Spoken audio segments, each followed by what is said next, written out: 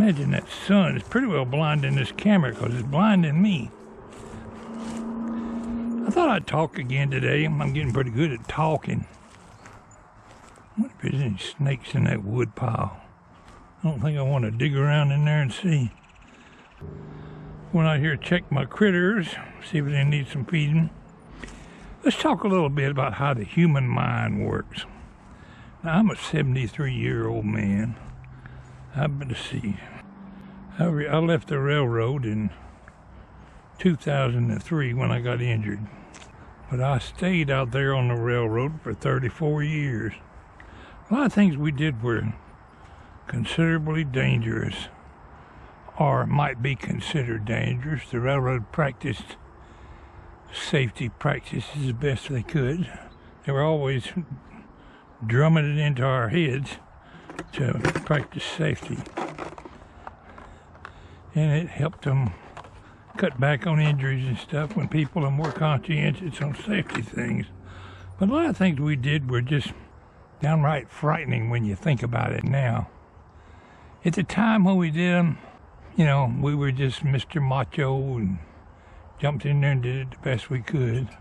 I'll give you a few examples, but anyway, when I'm driving it, I've been dreaming about the railroad. I've been gone from there a long time. But a lot of times at night, I'm right back on the job. I'm right out there on the railroad.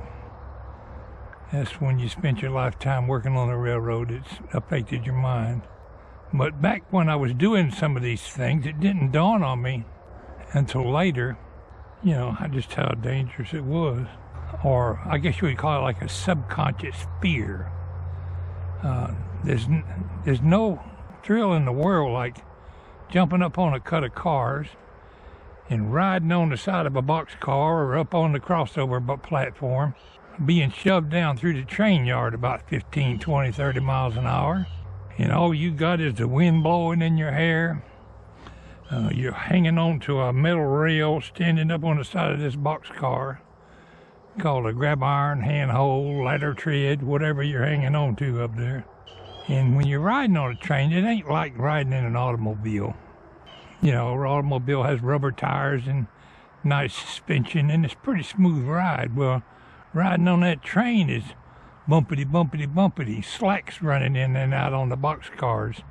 If the engineer shoves hard on his end, in a minute the slack will catch up with the train, and the boxcars will jerk.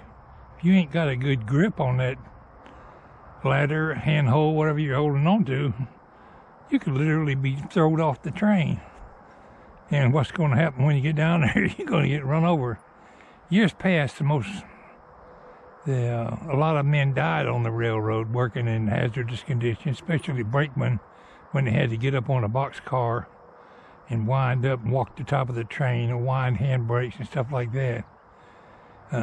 Later they lowered the handbrakes down to where you didn't walk the top of the train, but a lot of cars still have the walking platforms on top of the train. I'm getting off my train of thought here. Anyway, you're riding down through a cut of cars,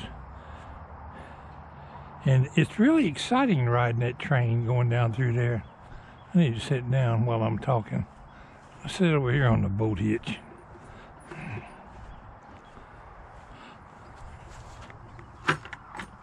I need me a bench out here. The point I was trying to make is, I'm dreaming this stuff about being on the railroad, and it literally would jerk you awake at night. It's almost like, you know, like if you ever woke up because you dreamed you were falling or something, and you just jerk yourself awake. Those subconscious fear you got, are like, I've been woke up at night. I'm real conscientious about snakes. I've been woke up in the middle of the night dreaming about a snake and jerked myself awake.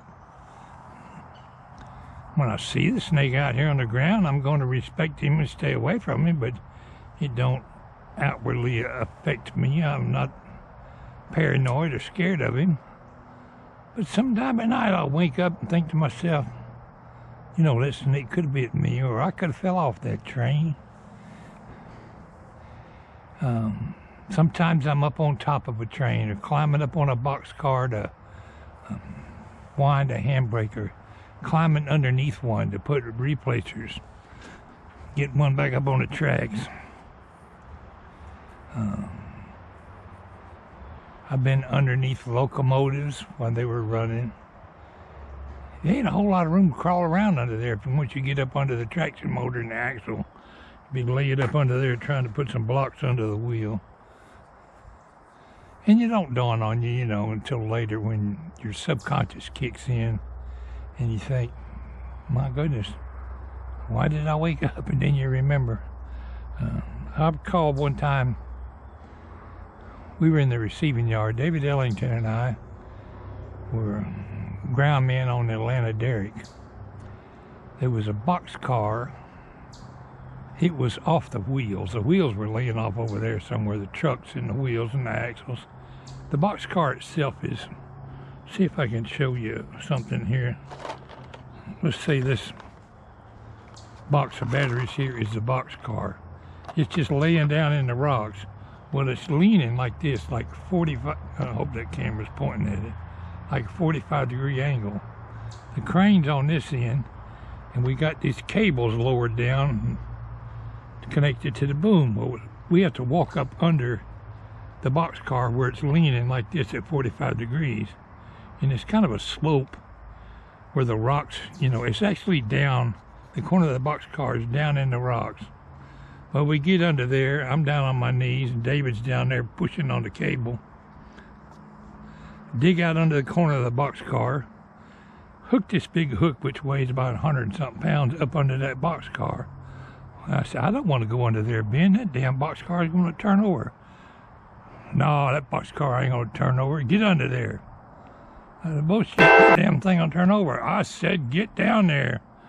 Okay. We got up under there.